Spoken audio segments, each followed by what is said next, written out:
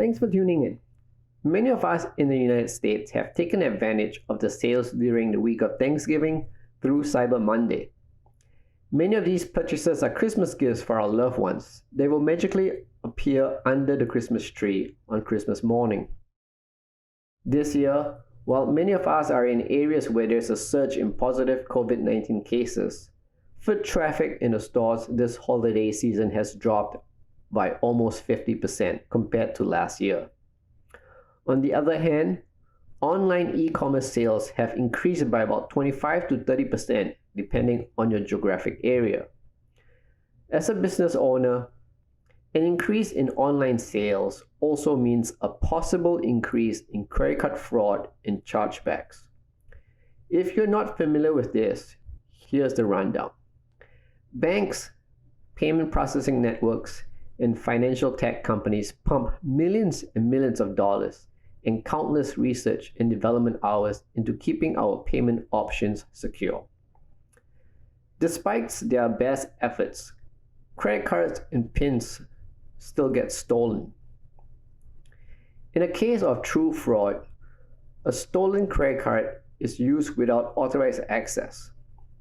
If you're unfortunate enough that the fraudster used the stolen card to pay for something from your business, you're likely to be subjected to a chargeback when the fraud is detected.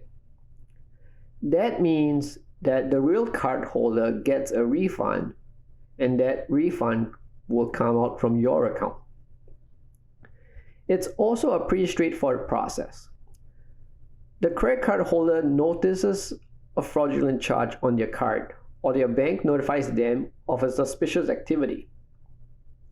They then file a dispute about the transaction with their bank. The bank reviews the dispute, and if they think that the cardholder's claim is valid, they immediately issue them a refund. The bank then issues a chargeback to the credit card company, and the credit card company issues that chargeback to your business.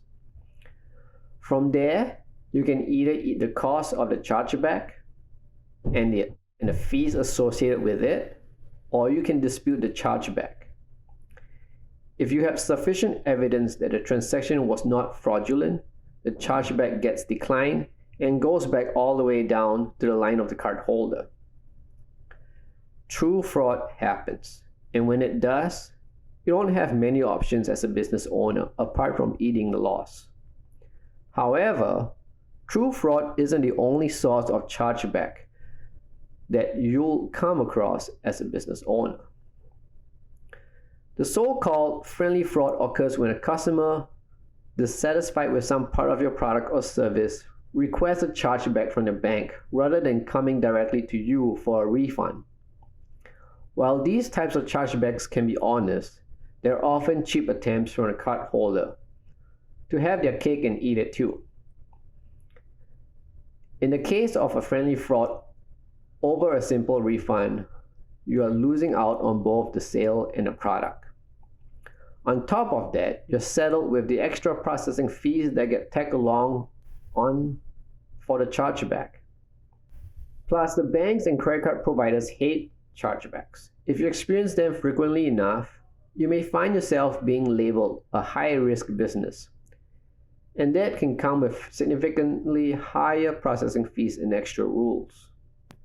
While it's possible to fight a chargeback, there are pros and cons. If you can prove that the sale was legitimate, you'll likely get the transaction amount back. Plus, you protect your reputation with the banks. But on the flip side, not all chargebacks are fraud. Fighting a chargeback from a loyal customer who made a mistake or had a legitimate issue with your product can jeopardize your relationship with them.